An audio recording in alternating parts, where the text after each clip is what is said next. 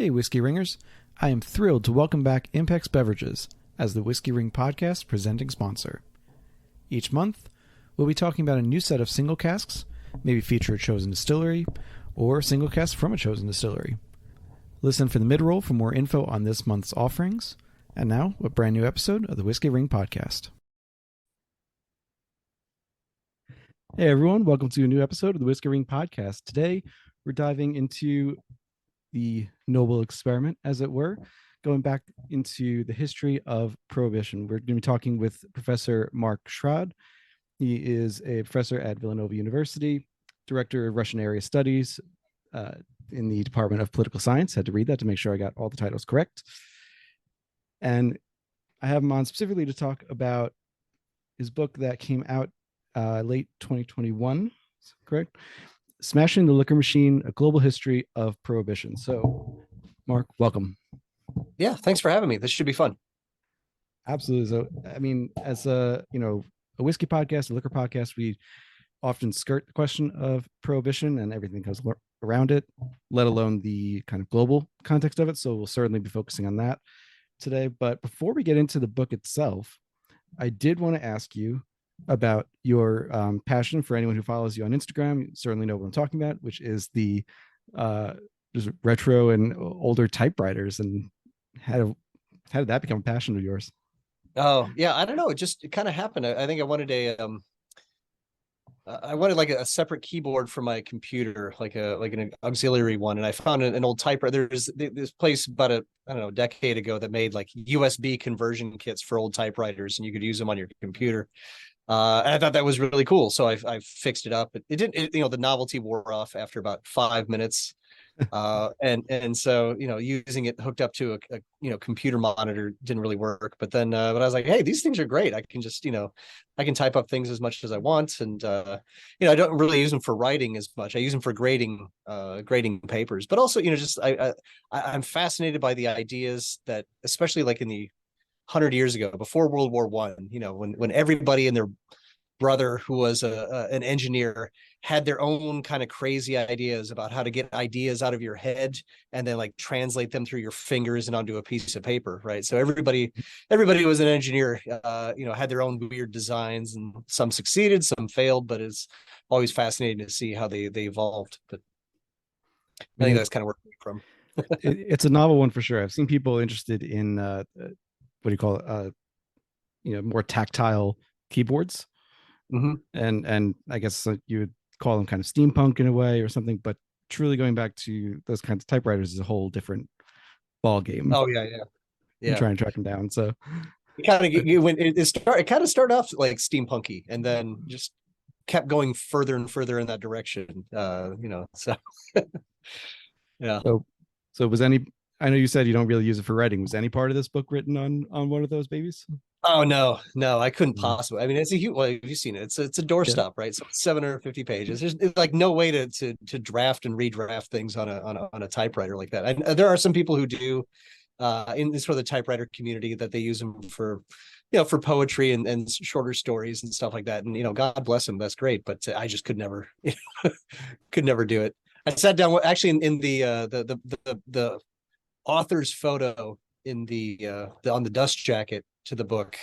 I don't like authors' photos to begin with, but so the only one I could come up with was a picture that somebody took of me. I was at a speed typing contest using a machine that had two keyboards. It had no shift key, because the idea was that back in the day there was this argument that if you had like two keyboards, you wouldn't have to spend all the time hitting shift and then S to hit it, to make an uppercase. Just have an uppercase S key, right? Obviously that was kind of dumb in hindsight. Didn't really save any time, but yeah, that was like the only thing that was part of it. Though I did sneak in a couple typewriter references. There are a couple typewriter pictures in the book, but nothing really revolves around it per se. Hey, had to ask. Yeah. So jumping right into the book, I mean, as I was saying to you before we started recording, this is we've got about an hour and a half. This is a hell of a book to get through. There are topics that we just will not get to. So in kind of designing this interview, I thought about one I listen to, as I usually do to other podcasts, interviews, etc., that you've done, both closer to the book's publication and also more recently, and tried to kind of pick out the topics that were lesser talked about.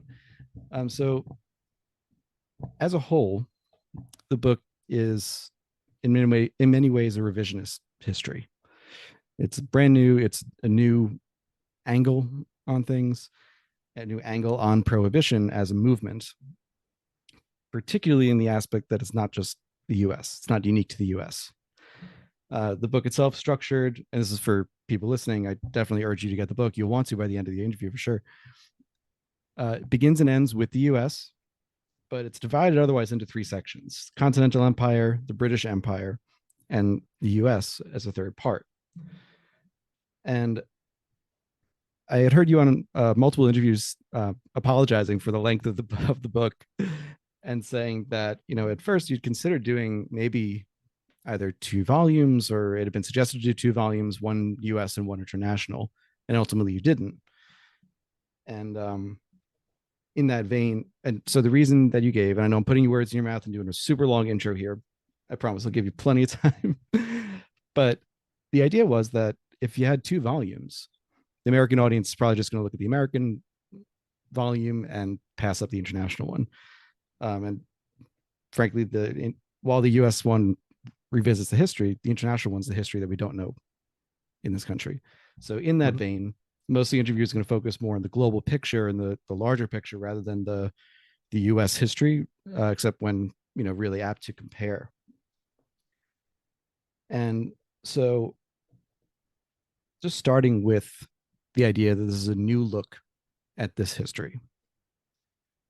You mentioned in when you were on New Books in Drugs, Addiction, and Recovery back in now 2 Decembers ago, that narratives on alcohol politics in the US don't really make sense when you apply it to the rest of the world. There are no Bible thumping evangelists in Russia, which was the first prohibition country. So what were some of the inflection points for you that made you look at this history and say, hey, there's a new narrative here. There's a different narrative than what we've been presented with. Right. And yeah, I think that was kind of the focus. I think you get it right when it comes to some of these bigger questions of the book. As it was proposed, it was not supposed to be, like half American history, half sort of international. It was supposed to be entirely international history. And then when you start to look at it and sort of get some of these insights, you start to have a new appreciation for these different elements in American history. And it kind of required a deeper dive into sort of American history at that point in time. So I had thought about it for a long time, as when it came to that point of maybe we should split this into 2 books. And in addition to the reasons that you gave, I didn't want the just American audiences just to focus on American politics, but also the publishers were like, no, we've got you under contract for 1 book, and 1 book is what you're going to give us. And they're like, all right, can't argue with that, I suppose. But yeah, I think a lot of it actually comes from, I'm, as you mentioned at the beginning, I'm recently been appointed director of Russian area studies. Russia, former Soviet Union, has kind of been my focus, sort of internationally in terms of politics.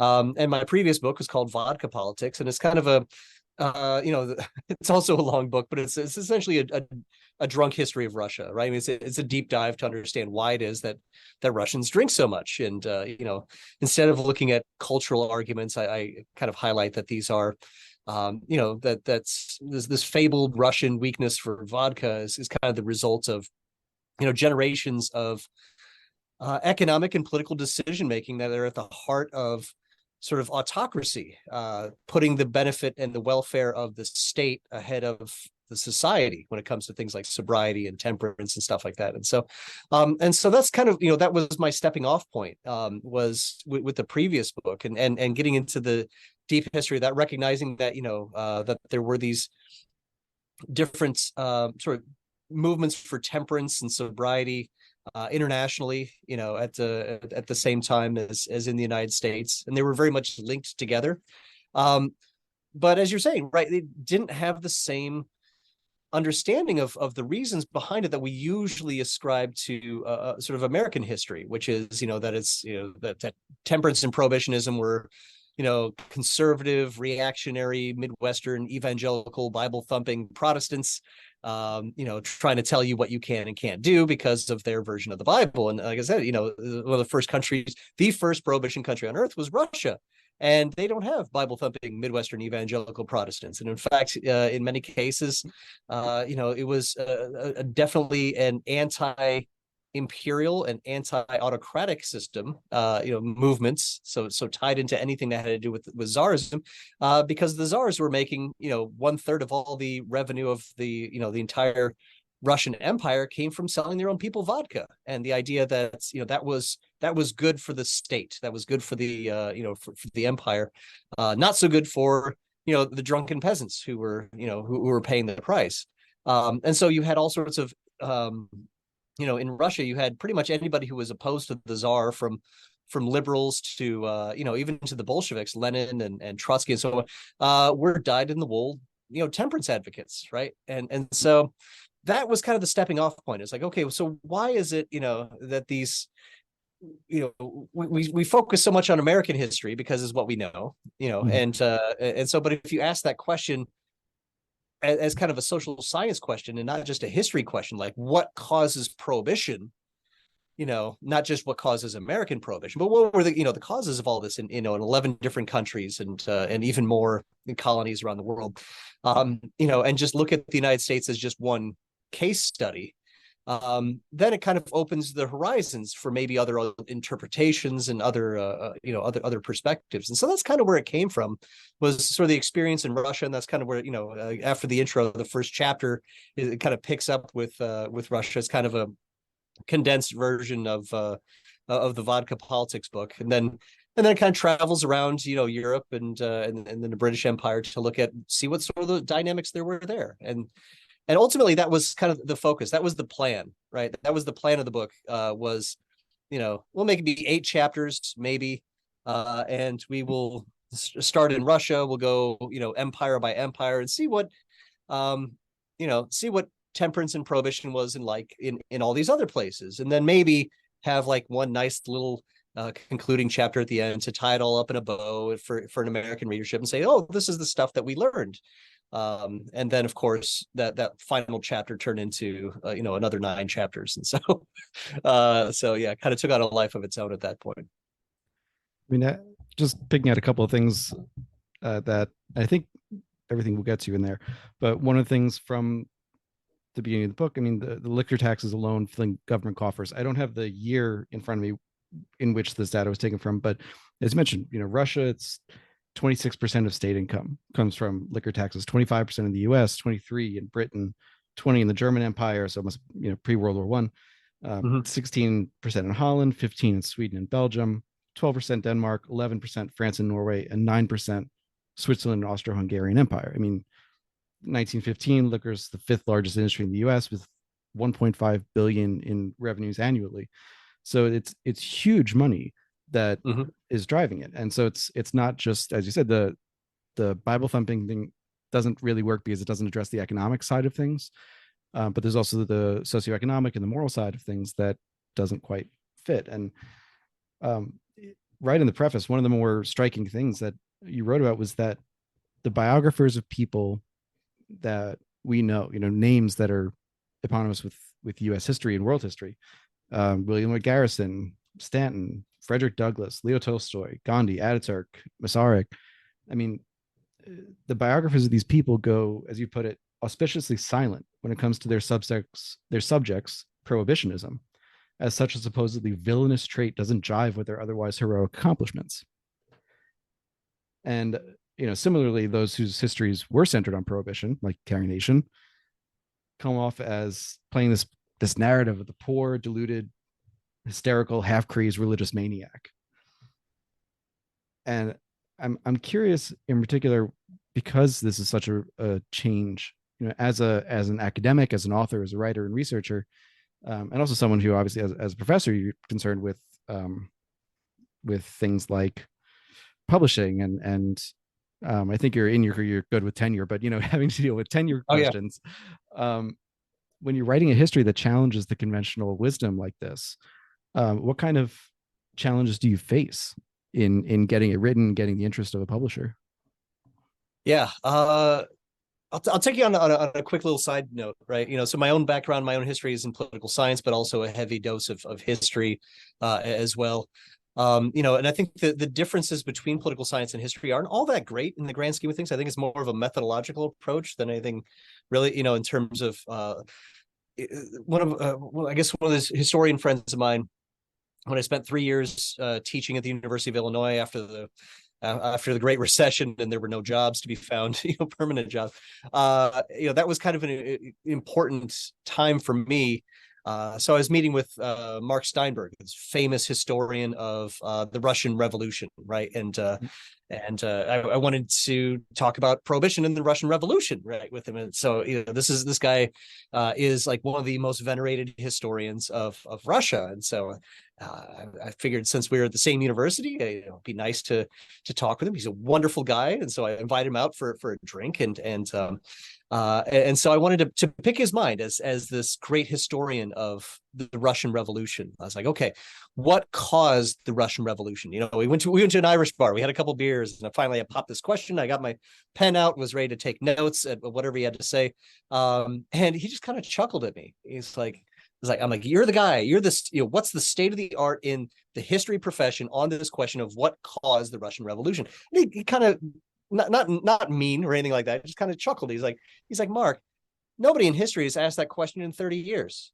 That's not what history is. The question of what causes what. He says, in history nowadays, if you want like the cutting edge history profession take on the Russian Revolution, it's very experiential. Like, what was it like to be a proletarian worker in Petrograd in 1914? That's kind of cutting edge history. So they don't look at the big questions, the big causal issues, and I think they've kind of conceded that more to political scientists. And political scientists tend to be, and I'm stereotyping a lot here, tend to be focused more on sort of kind of the stereotypical quantitative analysis, trying to suss out causation with large N studies and stuff like that, and certainly nobody's really focusing in on temperance and prohibition history. So I'm kind of in the middle. I've got this huge field that nobody is in. The historians are doing their thing, the political scientists are over there doing their thing,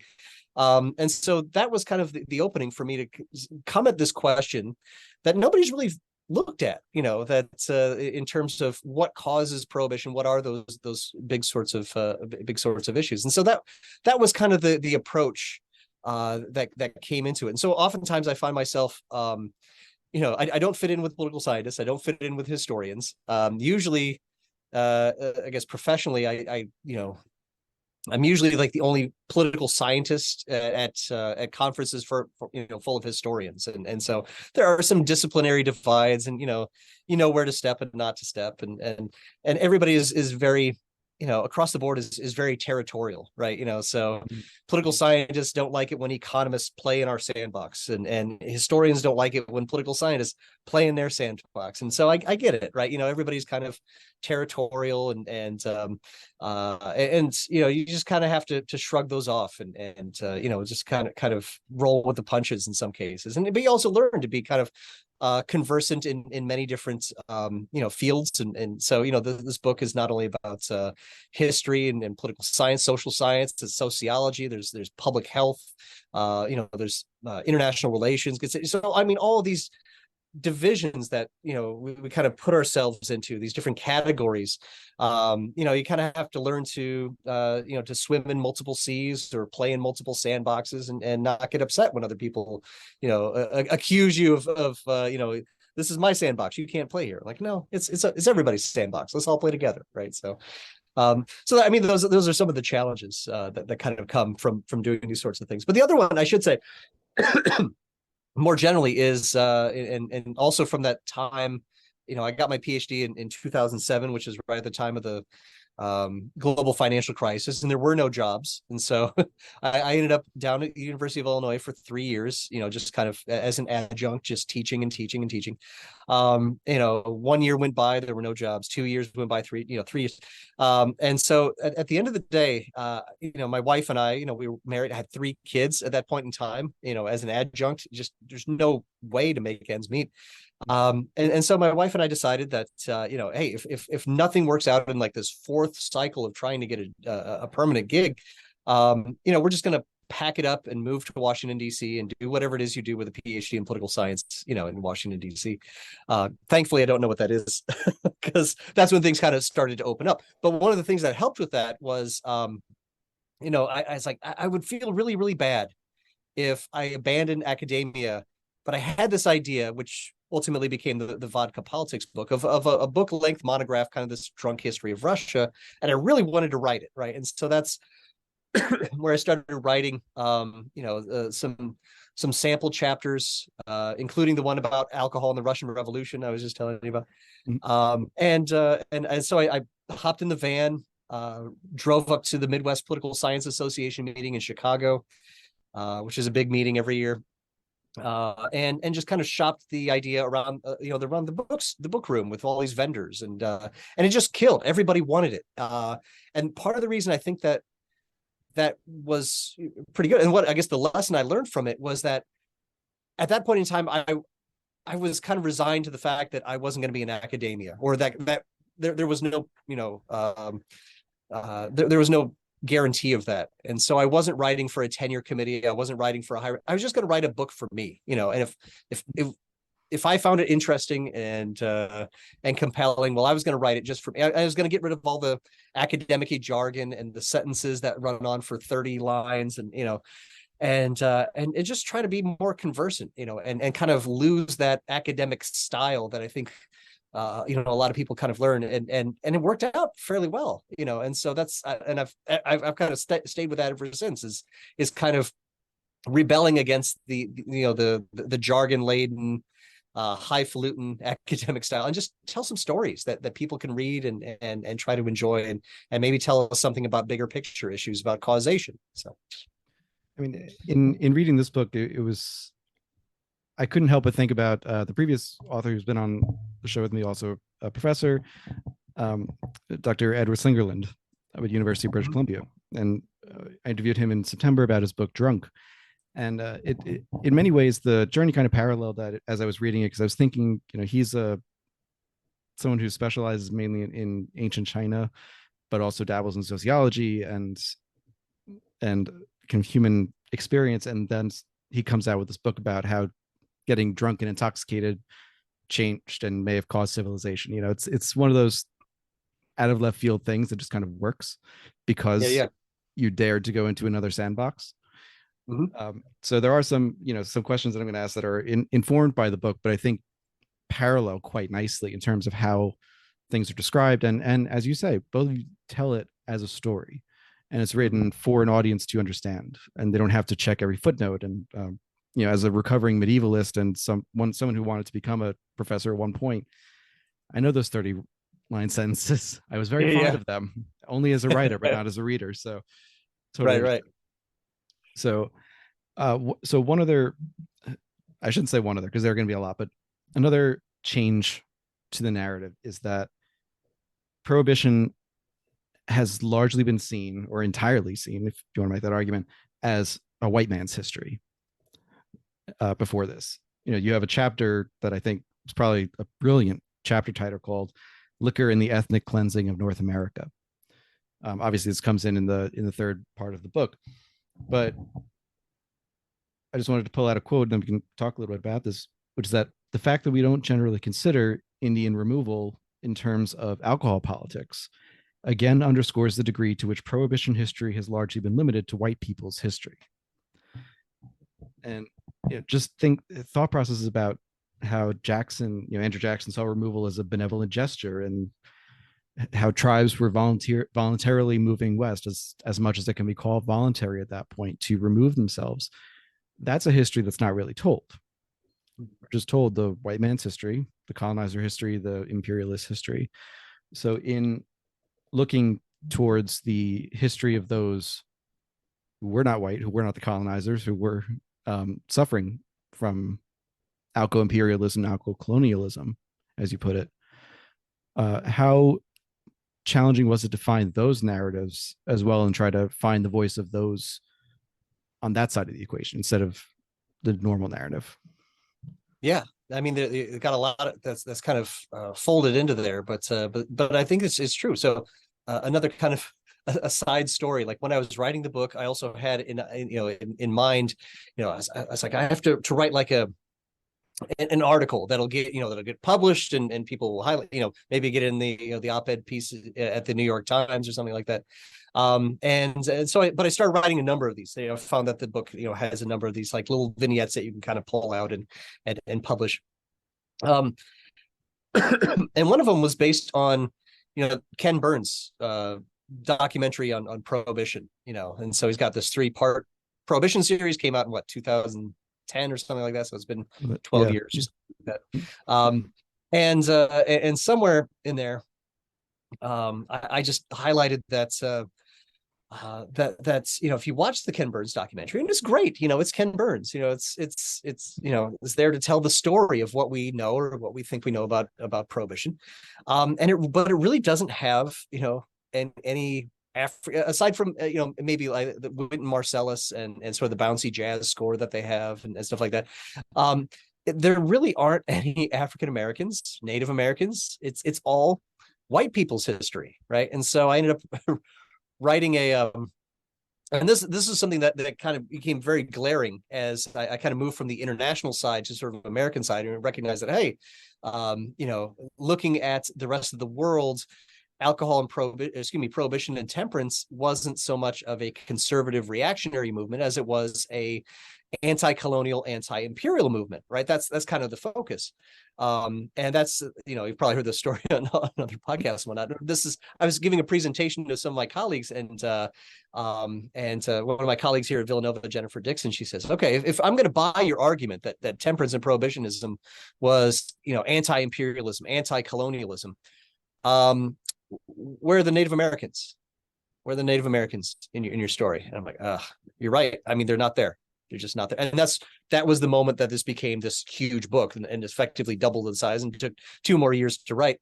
And it sort of made me look at sort of, this colonial history and imperial history throughout the United States in terms of relations with sort of the powerful, predominantly white populations and marginalized Native American and African American populations. And so that was kind of the focus of, and recognizing that when you do that, you start to realize that, America's first prohibitionists were its first peoples, from the very get-go. In fact, they predate the United States, from the very beginning.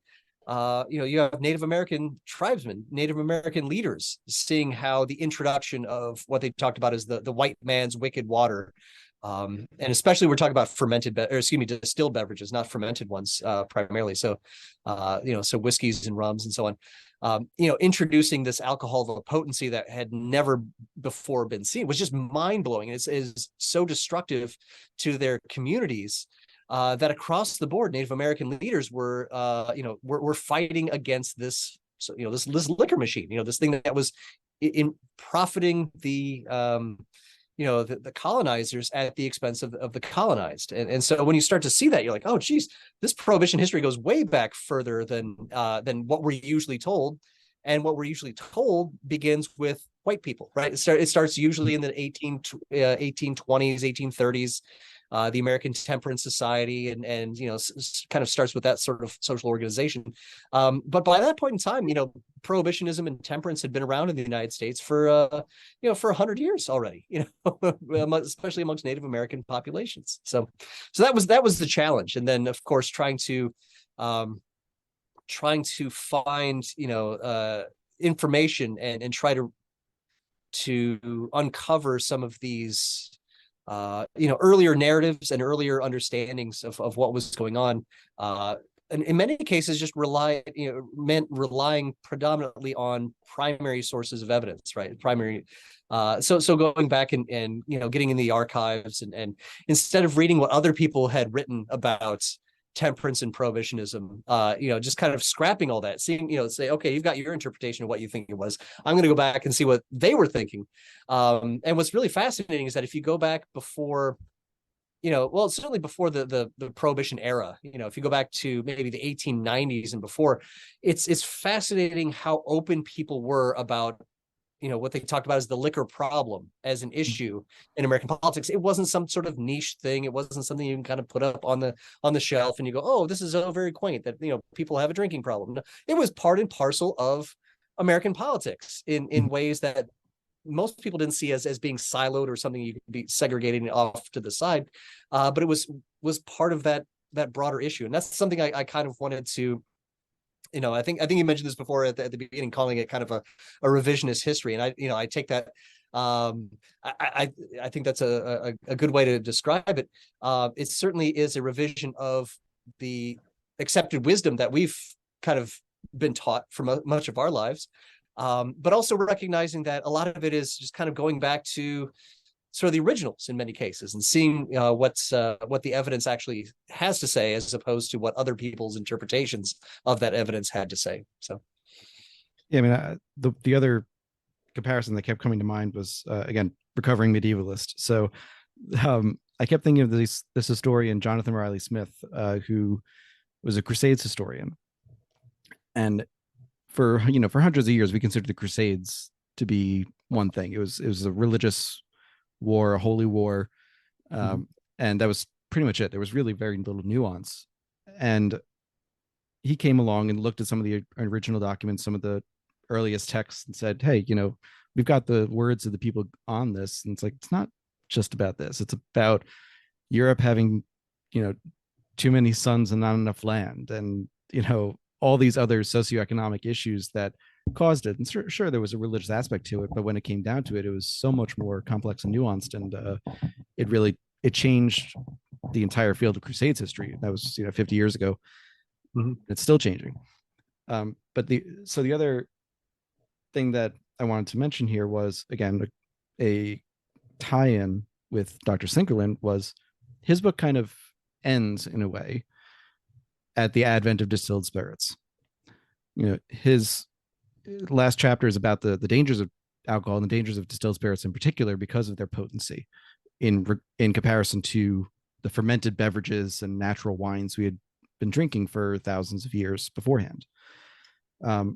In your case, in many ways, prohibition temperance starts with distilled spirits, with the Portuguese in the 1550s to the earliest German temperance organizations in the early 1600s.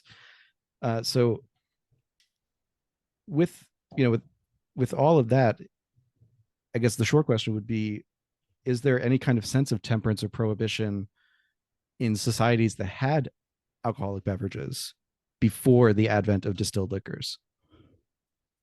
Oh, I think there were. I mean, in many cases, you had broadsides against against drunkenness, but it wasn't so much a sort of what we would see as an organized temperance movement in sort of the same way. When it comes to just kind of fermented beverages, because it really was kind of a shift, from fermented beverages to distilled beverages, a potency that was just completely different, and that was part of the industrialization, industrial revolution, and everything that kind of comes with that. But up until that point, even if you're talking about native populations in Australia or Africa or India or North America, that in some cases had sort of indigenous traditions of palm wine or fermented beverages, that was okay, right? And that would be oftentimes overseen by the community. It'd be even in Russia, before the advent of vodka, it was part of the communal celebrations of the villages and so on.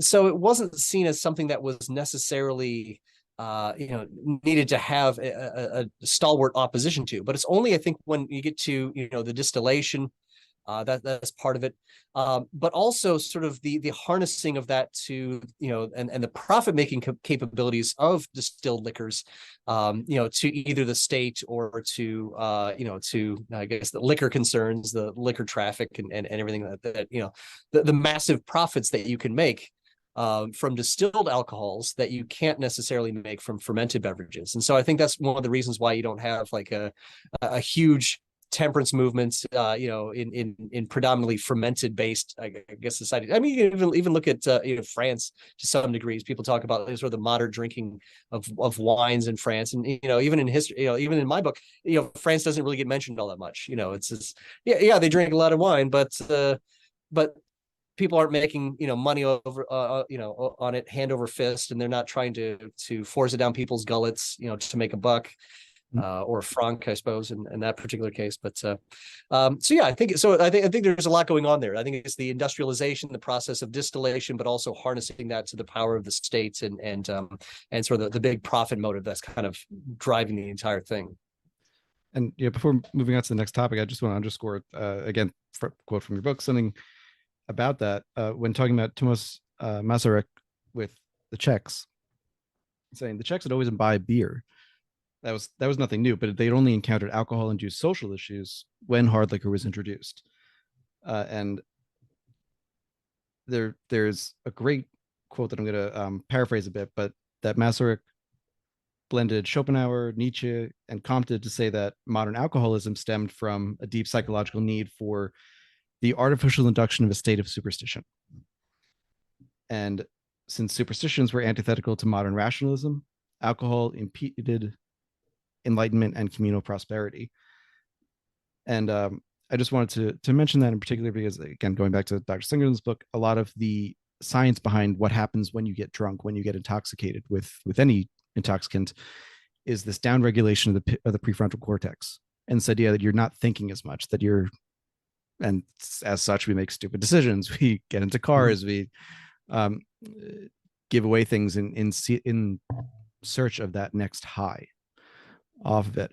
But it was worth particularly pointing out that Czech example because it fit quite well. I should say, this is a question that I probably should have put at the beginning, but it seems like a very simple question. But we in America are used to the idea of prohibition with a capital P. It's a 13-year period. It's the Volstead Act. This is what it is. But in terms of the book and looking at history in a global perspective, I'd love you to define and kind of separate temperance and prohibition with a lowercase p, and how they interact and how they are different.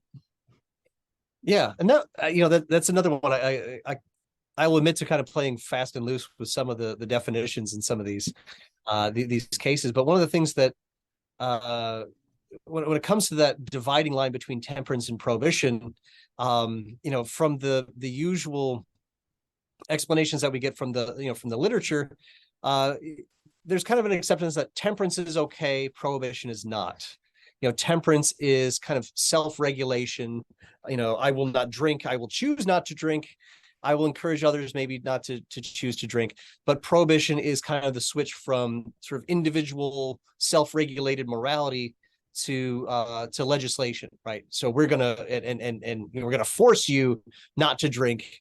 So temperance seems okay. Prohibition generally does not, I guess, from that more standard perception. But what I found to be really interesting in kind of doing this, again, kind of revisionist history of what temperance and prohibitionism was all about, is that if you go back to the origins of what we're usually told is the temperance movement, going back to to the American Temperance Society and Lyman Beecher and his 6 sermons on intemperance, it's a fascinating thing because, again, if you watch something like Ken Burns' documentary or read any sort of the conventional wisdom about it, they say, well, this is where temperance began. It started with these sorts of things. Of course, there were, sort of anti-drunkenness polemics before then. But people are like, well, the thing is that he wrote these 6 sermons and they were so great that it's spurned this entire movement. I'm like, one, I went back and I read them. They're not that great. But the two, I guess the thing that differentiates it and what sort of began the temperance movement is the exact same thing that later people were saying was all about prohibitionism, which is that we wanted to focus on the drink seller. It wasn't a question of, if you go back and read the six sermons, it wasn't about fire and brimstone sermons about if you drink you're going to go to hell or anything like that. No, it was about we are all part of this community, and it's not moral and it's not right for certain members of that community to be effectively insubordinate, I guess enslaving in some cases, using alcohol to subordinate other people through addiction. And so that was the thing that he was focusing in on, is saying, okay, what made this different from sort of the earlier anti-alcohol sermons was that he kind of gave a blueprint for the way forward, and saying, so he was encouraging people to abstain from alcohol, essentially do a consumer boycott. So it wasn't just morality, it was economics, it was politics. And so we would encourage you all to boycott alcohol. So eventually this will become no longer a profitable enterprise, and the drink seller, the saloon owner, or the whiskey maker will eventually recognize that, hey, this isn't profitable and it's harmful to our community, and he'll like any I guess rational cost benefit analysis individual will find more gainful areas of employment. Once they realize that there's no money to be made in alcohol, he'll do something else. That was kind of a little bit naive in that way, I suppose, but that was the idea. It was that it was supposed to be a consumer boycott against the liquor traffic, right? It wasn't so much about morality, and it wasn't so much about that. So that's one of the reasons why I think that, trying to get full circle around to this question about temperance and prohibitionism, that I think that division line that we've always been saying, that that temperance is about individual abstinence and morality, whereas prohibitionism is legislation against this the liquor traffic, or and everything associated with that, is a little bit flimsy, because that was the goal all throughout, so I guess, sort of the modern temperance movement, at least as we're as we're introduced to it, I suppose. Right. I mean, in introducing what would become the 18th Amendment, you're right that Senator Morris Shepherd, this is in 1916, he said he wasn't opposed to personal drinking. His quote was, "I don't think we care to go as far as that. That is too much invasion of personal liberty. It's about this," end quote. And then it's about the seller as opposed to the drinker, and that becomes evident throughout the book, that who the subject of the focus is really the determinant factor, at least for me, in terms of what fit into a prohibitionist stance versus what might fit into a temperance stance. If we're talking about the drinker, temperance, drink less or abstain entirely, drink responsibly, if in today's parlance, whereas the prohibition, like I said, was the legislative top-down approach to stop that thing, but never infringing on the personal liberty of being free to take a drink when you wanted, as long as it was done within reason, I suppose, whatever that means. Yes. Right. And that became like one of the big issues in this whole thing. And again, this is a multi-year project and took a long time. And I'm the book was written more as a journey, right? I don't know. I always used to have this understanding that that people who write books, they have all this accumulated wealth and knowledge, and they're just going to lay it out there like Moses with the 10 commandments. Here's this, but no, it's actually it was more of these are the things that I'm finding as I'm going, and I want to share it with you as I'm learning these things. So it's a voyage of my own self-discovery in many ways. And so when it came to some of these questions that you're mentioning, I was fortunate to have a lot of really good ears and soundboards to talk to, especially my wife in particular. So I would point out these things, like the Morris Shepherd quote, that I'm against the liquor traffic. I'm not against personal, consumption of alcohol.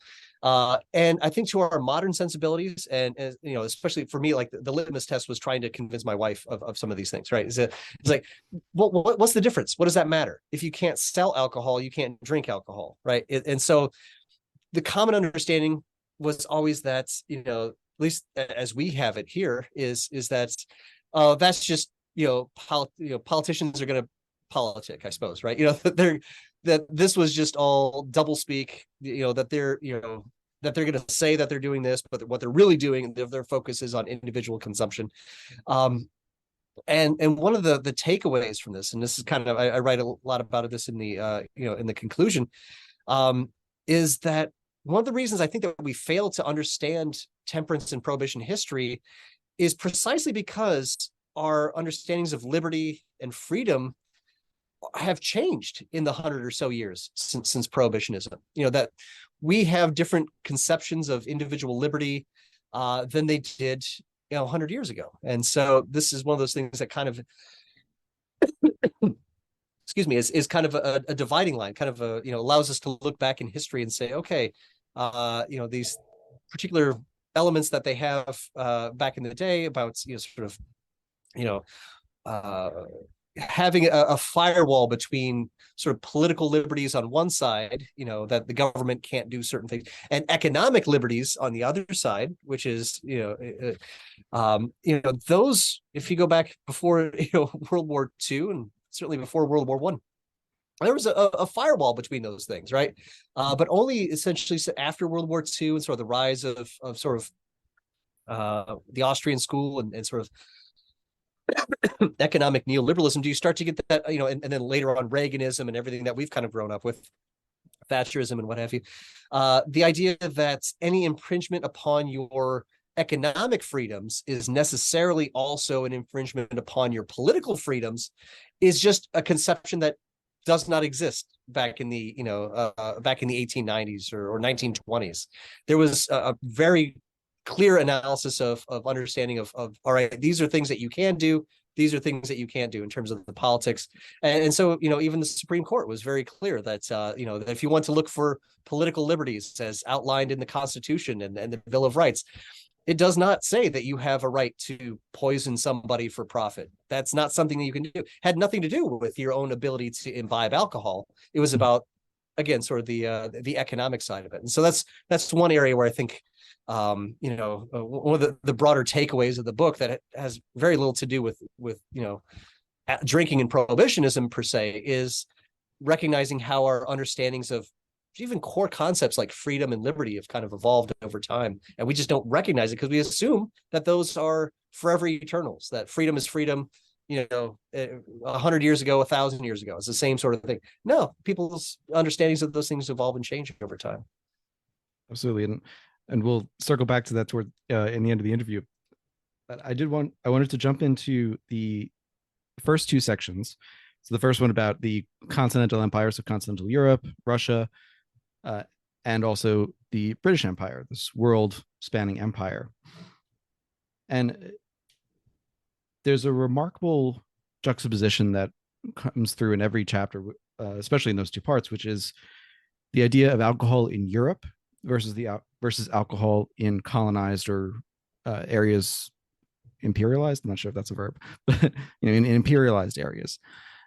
That alcohol in the continent and in Britain would be seen as, that's where the temperance movements are happening more per se, or happening in a more recognized way, I think is a better way to put it. Whereas in areas like Africa, especially South Africa, Sub-Saharan Africa, in North America, in any of the British territories, alco-colonialism and alco-imperialism were such powerful forces that they effectively silenced the many of the voices of those who were oppressed and suffered because of it. So just to give a little context of that, talking about Africa, say that this is talking about all areas, but distilled liquor was the engine that fueled white colonial expansion and exploitation and domination. By 1885, 10 million gallons of rum alone was pouring into Africa yearly. That's not including whiskey, gin, as we find out important from the Dutch and from Belgium. There's a story from Belgian missionary Constant de Decken going up the Congo River and how every single stop they're unloading more and more alcohol. The whole ship's full of alcohol just to pass out along the trip. And so you have this very strong juxtaposition of what narratives are allowed to happen and what narratives are allowed to be recorded between those in Europe and those in the colonized areas. And there was a question there, and I'm blanking on it, but the the point, I guess, being that you make a comparison at one point to alcohol, between alcohol and guns in terms of colonialism. And could this kind of colonialism and imperialism have occurred without alcohol? It's a brand new year, the perfect time for a new whiskey experience. This January, my new experience is at Lochlee Distillery. Sitting on the lowland coast of Scotland, Lochlee is a relatively new distillery with some iconic names behind it. Set up by Malcolm Rennie, and now overseen by John Campbell, Lochlee sits on a farm once tilled by the patron saint of everything Scottish himself, Robert Burns. Lochlee's first release, the Sowing Edition First Crop, was one of my top new whiskies of 2022 and one of the best first releases of the year. At the end of 2022, I picked up the newer Our Barley and Harvest Edition releases in advance of my own interview with John Campbell, and both were worthy follow-ups. Each built on the clean, barley-forward, and mildly lowland style of the Sowing Edition by layering in multiple cask finishes. Each comes in a patterned glass bottle, evoking the barley where all of this starts. Keep an eye out for early 2023. Their Fallow Edition is set to hit shelves in Q1, and I, for one, can't wait. The third in the annual series of limited seasonal bottlings, Lochlee Fallow Edition First Crop reflects the season of autumn on the farm, when the fields are left fallow to rest after a busy harvest. This will be the first Lochlee release to be matured solely in 100% first fill Oloroso sherry butts. As always, it is non-chill filtered with no coloring. It comes with a beautiful lavender label to match the rich colors of the previous seasonal bottlings. A big thank you to Impex Beverages for being the Whiskey Ring podcast presenting sponsor, and cheers to you all in a new year. Hey, Whiskey Ringers. I hope you've been taking advantage of that podcast-only code for the Scotch Malt Whiskey Society. They've got around 20 bottlings coming out each month, and there's never a shortage of new things to explore. For the holiday season, December, January, we've got even more bottles than usual available to try and available to buy. If you are a US-based listener, there are at least 12 casks just for this month's release, plus additional ones coming out. If you are a UK listener or an EU listener, there are over 30, a ridiculous number of bottles that you can try and get your hands on. Remember to use code WRP at checkout to get 25% off your annual membership. Mm-hmm. Yeah, I mean, it's an interesting question. I mean, we think about colonialism as coming at the barrel of a gun, right? It's a white man's domination, kind of invading into areas, establishing rule, whether you're talking about India or Africa or anything like that. But we, again, kind of take alcohol and put it over here on the shelf because that's kind of a niche concern, but we don't recognize how important it was to the colonization process. And you again, in some of these countries in Europe, you can see it, you can see it in relations between, the English and the Irish and kind of that early colonial relationship there. But really, you're right. I think Africa is the place that really kind of hammers home the division between the colonizer and the colonized and the dynamics that are associated with that, in very black and white terms. And I guess you can mean that by skin color, where the colonizers are white and the natives are black, and those are the particular dynamics. And so but yeah, it's fascinating to think about how this whole process evolves of talk about as alco-colonization, right? And it evolves in the same place, in the same way. If you see it in North America, or if you see it in South Africa, if you see it in India or Australia, Aboriginal populations, it follows the same playbook every single place. And so it's effectively, kind of a three-step process. One, you kind of introduce distilled spirits of a potency that indigenous populations have never had to deal with before. Two, you watch them get rip-roaring drunk. And that's can be sort of the pretext for having them scrawl X's on legal documents and so on, taking their land, taking their people and resources and so on, but also kind of then using that drunkenness as an excuse for sort of the white man's burden, right? Oh, look at this. This is not civilized. They can't hold their liquor. So the thing that you introduced is now running rabid, through their populations, and now that's becoming your justification for extending your imperial rule. And so there's kind of that element to it.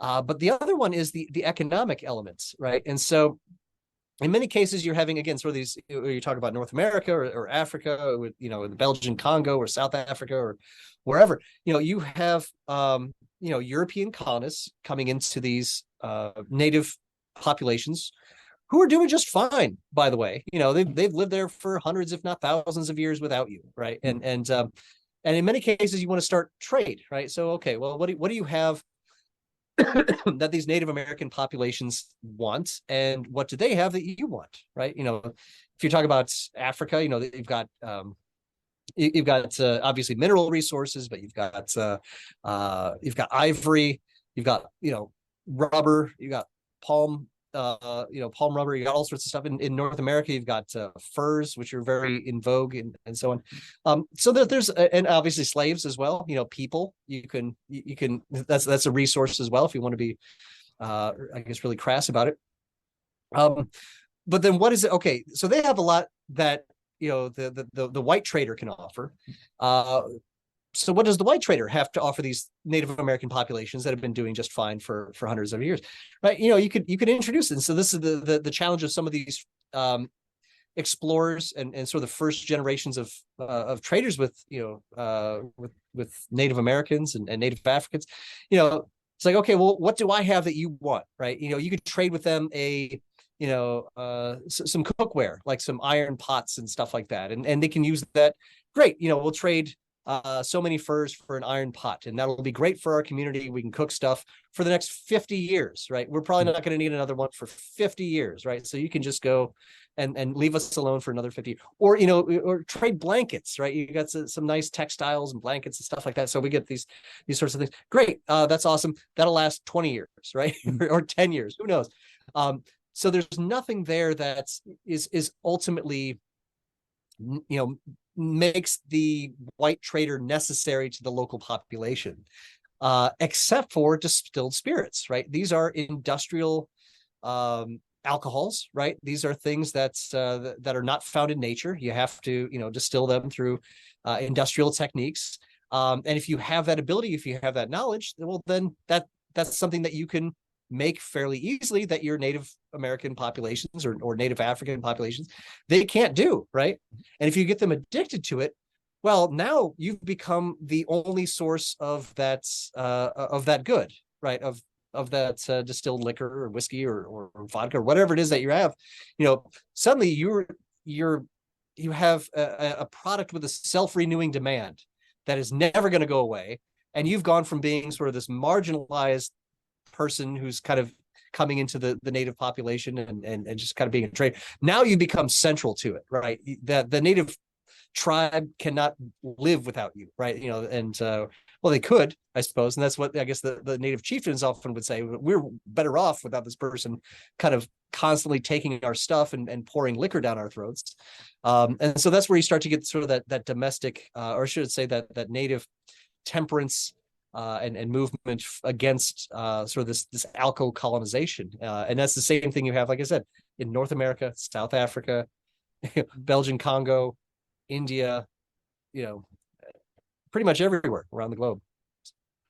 And you mentioned the term white man's burden, which famously made famous by Kipling, I should say. And then but it was definitely the mindset that was pervasive in these intervening centuries. It was always as you said, introduce something that gets them drunk, that makes them use the phrase clutch your pearls and say, oh, they're savage because they're drunk, which they're drunk on something that you gave them. So, and it's a vicious cycle that was repeated. And another one of the chapter titles that was very apt on this was Black Man's Burden, White Man's Liquor in Southern Africa. And of course, we got about an hour and a half, so we're doing this very tightly, but just pulling out a couple of things again here, just in Southern Africa. Number one, highly recommend reading King Leopold's Ghost. If you haven't read it, it should be a must read for everybody to understand colonialism as a whole.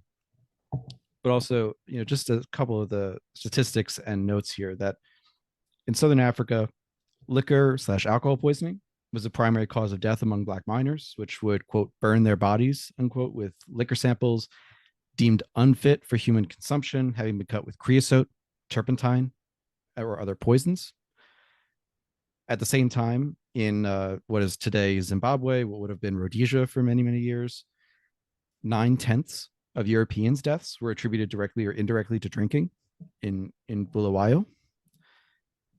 I mean, these are statistics that are affecting the colonizing population, they're affecting the native population, it's decimating to them. And I wanted to pull out the example of the visit of the three Swana kings to London. And so this is a mission of three kings who were in the area under Belgian occupation or Belgian colonization, who fought against the idea of alco-colonialism, or certainly try to figure out the best way for their people to survive without having to fight a constant war.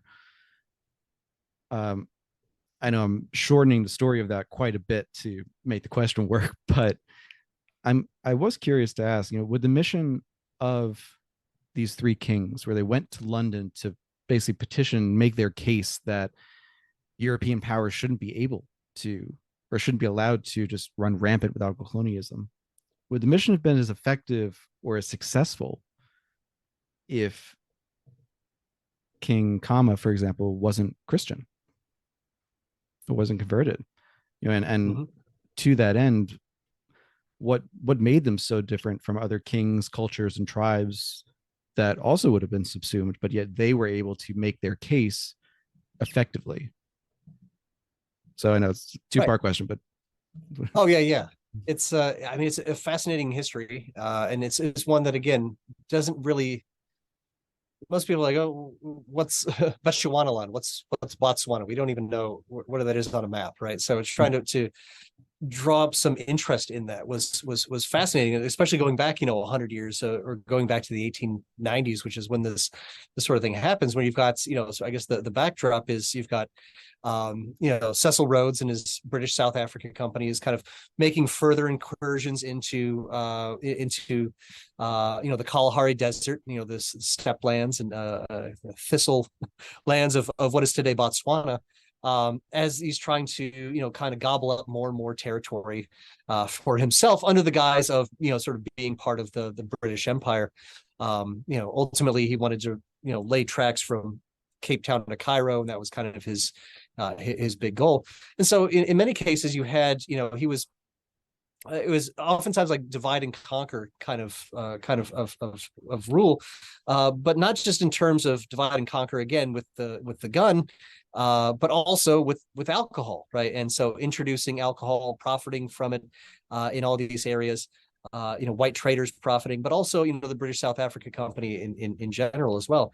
And so what made this a little bit different when it came to King Kama III of Bechuanaland and some of his other close associates there in what is today Botswana, is that they tied their own I guess sovereignty to this question of sobriety, right? So he was famous for kicking out white traders who would bring alcohol into Bechuanaland, and even though it was kind of a protectorate of Queen Victoria, he would expel them.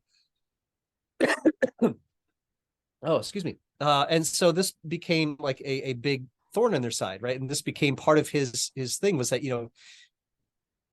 he saw the temperance cause, or the prohibition cause, or the anti-alcohol cause, if you will, as being part and parcel of sovereignty, right? That and one of the quotes he uses as he's kicking out all these British traders at one point in time is, he says, I'm a black man, but I am king of this territory, and as long as I am, you will do what I say.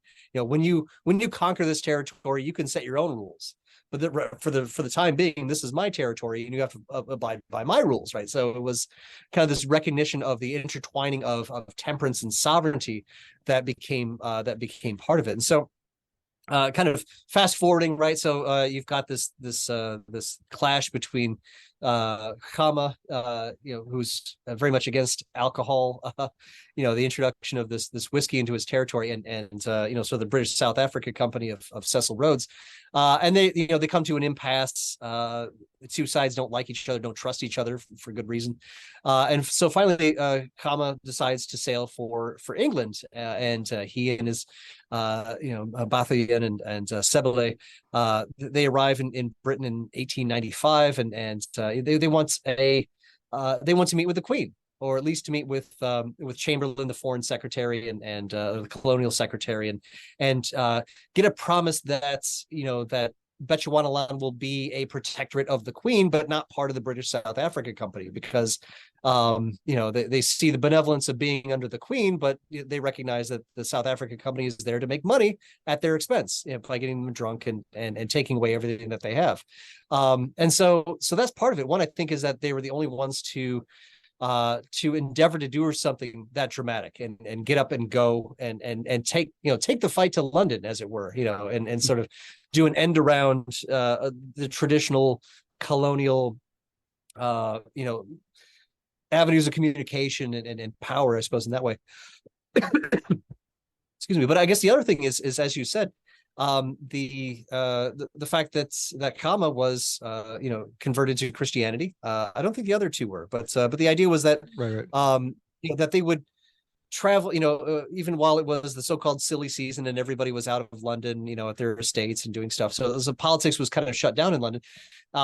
So they just kind of traveled around Britain for the better part of a couple months, kind of going from one church to another, raising their issue, and sort of impressing upon, kind of pressing the flesh, doing sort of a grassroots movement with all these different constituencies, from Scotland in the north to to England in the south. They traveled all over the place, and won over a lot of adherents, and they kind of allowed those people to put pressure on their members of parliament and their representatives to do the right thing, right, and to side with King Kama and the natives, against the British South Africa Company, which is eventually what they ended up doing, and so I think definitely sort of there's the religious aspect to it, but also I think the audacity in some ways of getting out there and kind of doing an end around the usual channels of communication and colonization in that way.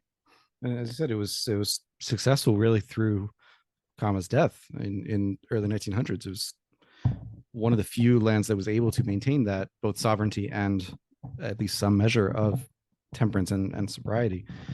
Oh yeah, and actually, it was really weird. The book is all fun and games and whatnot, but it's fun to write and whatnot. I think the thing that actually has that I've written that's probably had the most engagements or the most eyeballs on it was I kind of took that story of Bechuanaland and turned it into a Twitter thread, and it kind of went viral. This was a year or so ago. I think more people have read that Twitter thread about Botswana and how, if it weren't for King Kama and prohibitionism, there wouldn't be a Botswana today. It would have been gobbled up into the Union of South Africa, and it wouldn't be an independent entity. But it's kind of that unusual legacy of prohibitionism that this country even exists nowadays, given these these historical developments. Absolutely, and it really is a fascinating story. Of course, in the book, there's a lot more time devoted to it, a lot more words devoted to it. And again, I just urge you to read the book and buy a copy and take a look through. So, chugging along, we're to another comparison. So, as I mentioned at the beginning, I wanted to focus more on the global aspect of it, except for when the comparisons with North America and the U.S. history of temperance and prohibition came together. Another of the really impressive juxtapositions that I found were between North America and seemingly the rest of the world in many cases, in terms of how it was colonized and the imperialization that happened. And in the context of the book, what I'm thinking about is many of the tribes in Africa, some of the Aboriginal civilizations and other areas that were colonized by the British and the Europeans had at one point fermented beverages or naturally fermented drinks, things like that. So they've been exposed to it. But in comparison, in North America, you wrote that, there were, unlike in Europe, Africa, and Asia, even fermented beverages were largely unknown in North America before colonization. So it made the devastating consequences of the introduction of alcohol that much more devastating. So there's that one juxtaposition of almost, jumping from point A to point D in the rest of the world, and then jumping from nothing to point D in North America.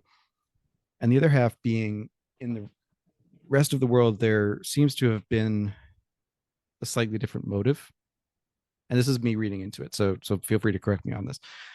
The motive of certainly exploitation and colonization, taking advantage of the native tribes and locals.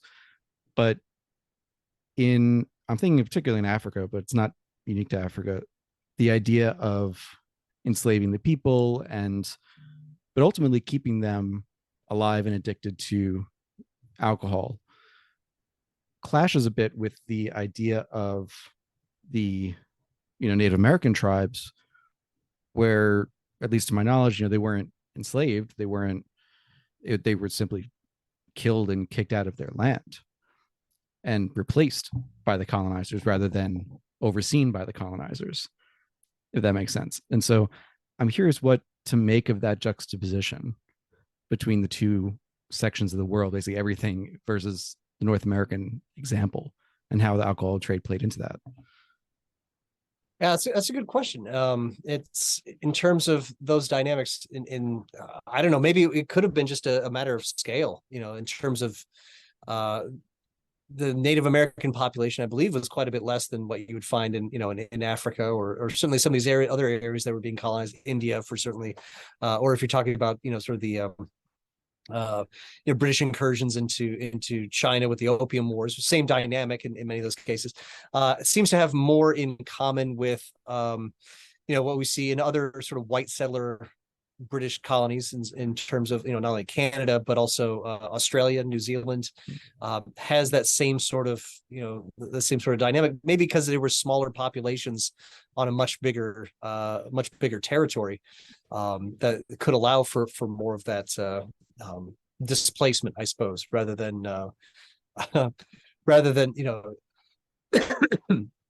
excuse me, sort of rule over these native populations rather than sort of depopulating them in mass in that way. So that could be the case. I don't know offhand, in terms of what allowed for it in some cases, but not necessarily in others. Yeah, it's something that came up as I was thinking about it, and just it stuck out. And it also stuck out because of because of the story of how Mohican tribes first encountered alcohol in Manhattan, or what we now know as Manhattan, 1609. I'm a native New Yorker, so it's fun in a very macabre kind of way to know that the name of the island in some translations comes from the place where we all became intoxicated. That was fun telling my wife in preparation for this interview. The other part of it was that as early as the 1830s, when Tocqueville and Beaumont were going through America and their tour that eventually became Democracy in America, the book Democracy in America, I should say. Even at that time, as temperance organizations were starting to build, this around the time of Beecher's sermons and the start of the American Temperance Society, even in 1831, they were recording many events, in many instances negative to the native populations, particularly around the use and imparting of alcohol, that the drink kills more of them than armies ever could. And that's a quote from Democracy in America.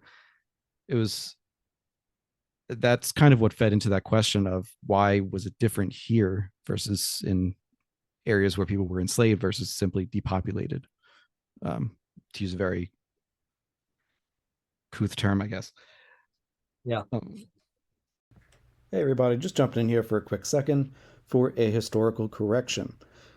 I wasn't sure about this after the interview, so I had to look up some other sources, and I was incorrect in my supposition for the question. There was widespread enslavement of Native American populations in North America during colonial and imperialist times, equal to that at least of Africa and Southeast Asia in proportion, if not in overall numbers. So keep that in mind as the question progresses.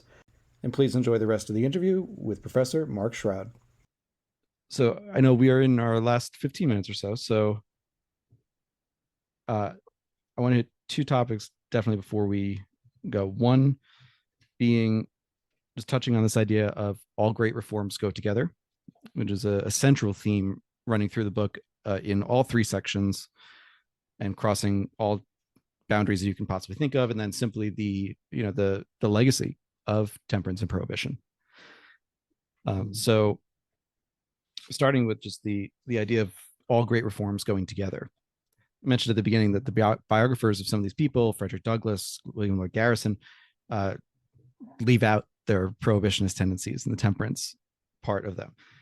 But in Smashing the Liquor Machine, you make a solid point of linking women's suffrage, abolitionism, temperance, and overall progressivism as a singular achievement that crossed classes, races, nationalities, and oceans. This is an idea of all these things came together over time into perhaps what we would call the progressive movement, but they were steps that ultimately came together.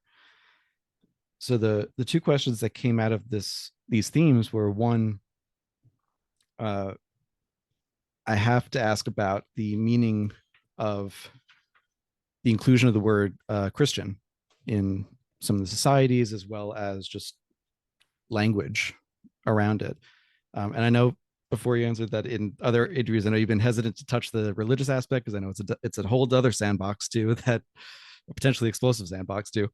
But I do have to ask about it because it factors into, like I said, the terminology, also the relationship between the West and the Ottoman Empire, and all those things. So let's start there. What's the meaning of Christian in the context of this argument?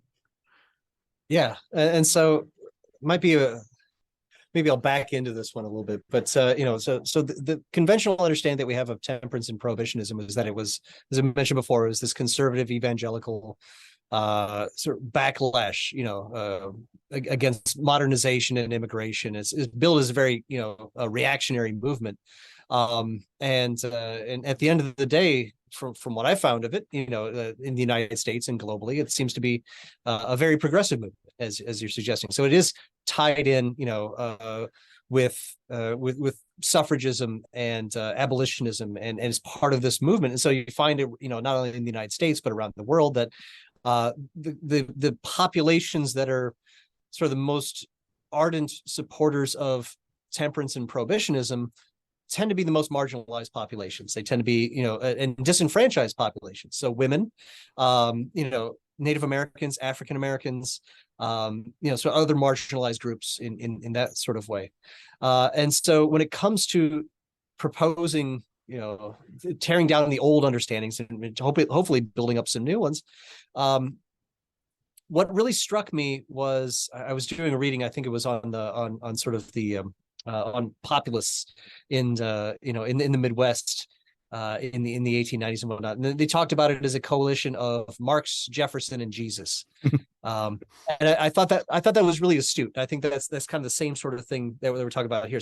So Marx, in that it was a movement that had at its root economic exploitation and sort of resistance to economic exploitation by different groups. Jefferson, in that it was also, about political rights and establishing, your freedom not to be taken advantage of by the liquor seller or the saloon keeper. But also Jesus, which is the idea that there is a moral element to this, right? You cannot deny that this is part of, that there wasn't, a Christian element to it, to be sure, an evangelical element to it. But I was thinking about, this is like, that doesn't, when you attach the the notion Christian onto a movement, or saying it was a moral movement, in some ways, kind of it allows us to sort of take our own predispositions about kind of contemporary politics, about what a Christian evangelical movement would be, if you're talking about, like, restricting women's abortion rights, or things along those lines, and kind of projecting them back into time as well. I tend to look at it as kind of part and parcel of this global movement for human rights in many ways, that is kind of part of this mega movement of a sort of normative change that includes things like equal rights for women, for African Americans, for Native Americans, for all these different sort of subaltern populations. So I think that's kind of what it is, but also recognizing that it was, again, as you mentioned, also a morality infused movement. So you didn't have to be Christian about it. So it was fascinating with some of these cases, like looking at, there's a chapter on the Ottoman Empire, and you had this movement for temperance, and they were asking about, would it be possible to establish a women's Christian temperance movement in Istanbul, right? Mm-hmm. And like, you understand what the Christian means? So like, yeah, but it's not like the denominational aspect that was important. It was it was the focus on sort of this, on the liquor traffic in many ways. So they did establish women's Christian temperance union, ancillaries, made up by Muslim women, and so it wasn't necessarily the defining elements in all those cases, but also, the more I thought about it, it's kind of stepping back and taking a broader look at it. I mean, we look at some things like, the civil rights movement in the United States in the 1960s. Well, we consider that to be a religious movement. You've got a lot of Reverend Dr. Martin Luther King and Reverend Fred Shuttlesworth, and all these reverends. They're all invoking the Christian doctrine and the Word of God, right? And so it's like, okay, part of it is kind of recognizing how you can have those moral influences on a broader political and economic movement, without necessarily having it being solely defined as just being about those religious aspects. And so I think that's hopefully something that I would hope is a bit of a corrective that comes out of this book, is that, yeah, certainly, religion, morality was part of these movements, but it wasn't the only part, right? And I would hesitate to define the entire thing based upon some of those aspects. So it's an important distinction to make. And again, as you said, on one hand, you have Rauschenbusch, who plays a large role in the latter half of the book, saying Christianity is in its nature revolutionary. Jesus always sided with the poor against the rich, the powerless against the powerful, which is not, as you said, it's not necessarily denominational or even religious in a certain respect. Islam recognizes Jesus as a prophet. Doesn't mean they worship him, but they recognize him as a prophet and as someone who, can't believe I'm putting it this way, but had good things to say, let's say. So right. And what's interesting, some of in the concluding sections is that I've included some quotes from this guy Pussyfoot Johnson, who's kind of this. I'm writing his biography next. He's just one of these fascinating guys. But in his older, I mean, he's writing about Muhammad, and talking about his time in Turkey at a time when Turks were vilified and Islam was vilified, and talking about him in very glowing terms, that, this is, say what you want about Islam, but he saved more people from alcoholism than anyone in the world today, and that was not going to fly very well to the audience that he was writing to back in the 1920s, I'm sure. But yeah, there was kind of this recognition that there are, there are differences certainly between denominations and between religions, but there are also sort of broader moral understandings that everybody is kind of working towards together. And again, I think this was in the context of the Ottoman Empire. You made the note that the Quran is not where the main prohibitions against intoxication and alcohol come. It's in the writings and the teachings of Muhammad, and which are, for listeners who may not know, they are different things. And it's worth noting, because the question is, obviously, take it to the 30,000-foot view, is how does a supposedly Muslim empire have an issue with prohibition? Why is it even a question there? And you think that would be a really easy chapter to write, right? And it's it's so much more nuanced than that because of its complexity and the complexity of the empire.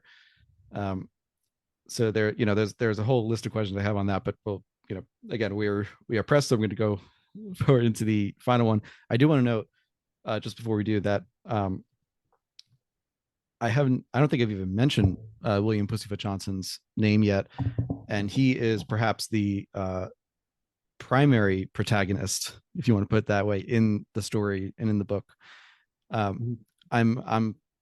left him out mainly because he is such a huge character and because he's been talked about in other interviews, but to say that he is central to this storyline is not doing it justice. And those who read the book and listen to other interviews will certainly get more of that. And are you committed to writing his biography? I know in previous interviews you were kind of not sure yet, so you're committed. Yeah. All right. So I'm doing it. I just actually just today I sent out. I've been in negotiations. I found I found some long lost documents of his, some scrapbooks from the 19 teens that somehow survived a flood at the Anti-Saloon League archives that I've been able to find, and I'm going to utilize those. And so I just sent away a check this morning to try to get those primary documents that were out there on the market. So that's, it's interesting. So a lot of this, I guess circling back to one of your previous questions about like writing these sorts of things. One of the few things that I had, when I was coming up for tenure, I had this idea that I kept coming across this guy, William Pussyfoot Johnson, with his colorful name, and he's kind of this globe-trotting prohibitionist, and he always seemed to be popping up everywhere in Russia and in India and in South Africa, and everywhere he was there, right? And so I was utterly fascinated by this guy, and I spent time. I've been to his childhood home. I've been to his grave. I've transcribed his unpublished autobiography. So I've done all this stuff, and I wanted to write his biography because I thought it was so utterly fascinating. But one of my I guess my department chair, this was one of the few times I kind of took other people's advice. He says Mark, biography is not quote unquote political science. And I can't even justify that as political science. So why don't you hold off, write this other book that you're thinking about, and do the biography once you get tenure? And it's like, okay, I'll do that. So I wrote, the Smashing the Liquor Machine with the idea that, the Pussyfoot biography would come after it. But as he appears in this book, he's, I kind of envision him as like in Dante's Inferno, he's like Virgil, right? He kind of takes the reader from one chapter to another and introduces, sort of these different, because he was everywhere, it seemed to be, and so that was certainly part of it. But I'm excited about the prospects of finally getting down to writing up the biography of Pussyfoot Johnson at some point. And I think you had a much more complimentary comparison there. I thought of kind of the Forrest Gump aspect of it, where he's just, everywhere you look, he's there. You're talking about a completely different part of the world, different story, and suddenly Pussyfoot Johnson is there with, making a tour of Africa, a tour of Belgium, or or London.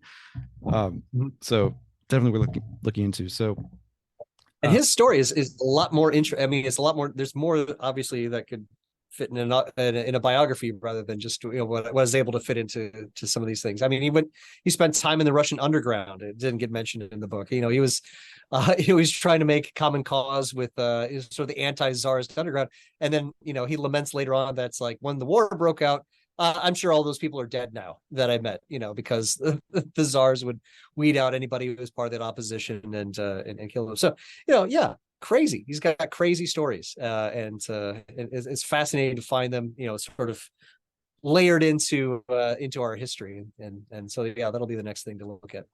As well, I'm very much looking forward to that as well. I have just two more questions for you, just to quickly list through just a couple of topics that we haven't got time to. There's entire sections on American imperialism in the Philippines and beyond, and how that affected things, more about the Women's Christian Temperance Union and all of the temperance unions and societies that grew up in these periods.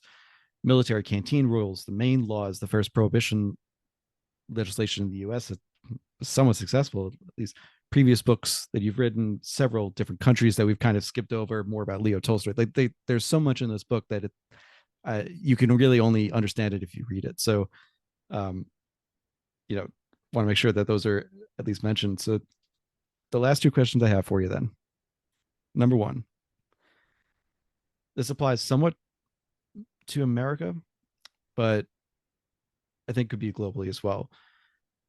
So we mentioned at the beginning that by 1915, liquor was the fifth largest industry in the US. It was making up these huge percentages of budgets of entire countries. And yet, in some ways, the liquor machine seems to have been caught flat-footed by the rapid rise in prohibitionism and related legislation.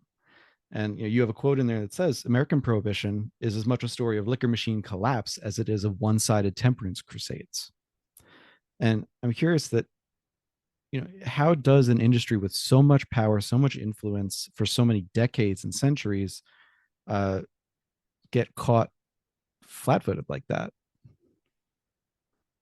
Yeah, that's a good question. In some ways, I think the easy answer would be to say it's greed, and that everybody's just kind of out for themselves. So if you're watching sort of the last, the run up to the 18th Amendment, in maybe the 20 years, going from 1900 to 1920, back in the day, it was the liquor machine, in terms of the liquor producers and their political influence, corrupt political influence, has a very deep history. And, you can find it going back to, Tammany Hall in New York City. Every town of every size had its own kind of mini Tammany Halls there. The alcohol and, the saloon keeper was sort of the center of political organization in many cases. And so that was all part of this corrupt system, and ultimately prohibition was kind of meant to root that out, and so it's which is ironic now, because everybody's like the stereotypical understanding of prohibition is that it was a failure because it generates organized crime and Al Capone and all that kind of stuff. It's like, wait a minute, those were around well before prohibition came about. In many cases, what they did is just kind of push it underground. But to get to your question, yeah, you've got these producers in many countries, some of which are become the states themselves, are profiting through monopolization. In the United States, it's usually through excise taxes and other sorts of liquor taxes that the state has a financial interest in it. But there's also kind of turf battles and sort of a different geography of political influence at different state levels in the United States. And so part of it is, you got on the one hand, you've got the brewers, which tended to be stronger in the north and in major cities, in your St. Louis and Milwaukee and Cincinnati and New York City and so on. But the power of sort of the big brewing conglomerates was kind of limited because beer spoils and you can't really export it all that far, right? So they become sort of these little mini fiefdoms, right? But then you also get sort of the big distillers, which have sort of more of a nationwide reach in some cases, but also kind of regionally dotted. Obviously, liquor distillers and whiskey distillers in Kentucky, for instance, become very, very powerful. And then they start to have their sort of organizing sort of what's the word I'm looking for? Sort of these representative political factions, right? So the Liquor Dealers Association and the United States Brewers Association, that are supposed to look after the interests of these big these big industries. And so yeah, you've got all sorts of pursuit of profit, I think is really what's at the core of it, that leads to some of these excesses. On the one hand, you have which is happening throughout sort of the Gilded Age, sort of vertical integration and monopolization. So you have breweries that are buying up saloons, and sort of they're trying to squeeze every dollar that they can, and the local saloon keeper is trying to squeeze every dollar that they can. So they're trying to operate illegally on the side on Sundays. They're trying to pay off everything. And so that, excuse me, we get sort of the cycles of corruption and the associations with that. But it really does kind of fall apart, again, in sort of that 10 years before prohibitionism, with a lot of kind of bureaucratic infighting between these different competing, between the beer and the whiskey dealers in particular. And so when it came to World War One, and there was like this the anti-alcohol movement, there were people, especially, the labor movement, were very strong on the notion that beer was a working man's drink. The socialists, the Eugene Debs, of the worlds, and even in Germany in particular, that was kind of the focus, was that, this is a good beneficial drink for the worker. After a long hard day of working 8 hours, they can come home. And when it came to the war effort, the argument from the brewers was that it's those distillers, those are the bad guys, those are the people who are making money hand over fist at people's expense. But if you really want to fight a good war, you have to have beer, right? Because that's the motor of productivity. And for a while they succeeded, and kind of they had a bit of a stay of execution and kind of threw the whiskey dealers under the bus. And then of course they got gobbled up by prohibition as well a couple of months later, as it turns out, in 1919. But yeah, I think that was kind of part of it, was on the one hand sort of this infighting between these different competing interests, but also not realizing until it was too late, like the horrible excesses. You didn't have to be like a card-carrying temperance member to look at a saloon in the 1880s, 1890s and go, wow, this is really bad. Not only, there are no closing hours. People are being kept here until they're, dead drunk in some cases, until they're paupers. It's unsanitary. It's gross, and so, there's prostitutes and there are pickpockets and there are gambling dens. And yeah, so this is not like I mentioned this in this other kind of phrase I kind of threw out there in the conclusion. I talk about as the Ted Danson effect. We think of saloons as kind of like this romanticized, old timey Wild West, bar, and we kind of take, Ted Danson and Cheers, Sam Malone, and think about the saloon keeper as the bartender. He's the guy who's going to serve you a beer and listen to your troubles. And if you've had too many, he's going to pack you into a cab and send you home. It's like, no, that's not what this was about. This, if you pack somebody into a cab or sent them home, that was money that you weren't making. Right. And I guess your focus was to make as much money as possible, whether you were the distiller, the brewer, or the seller. And so that kind of unscrupulousness led to some of these excesses.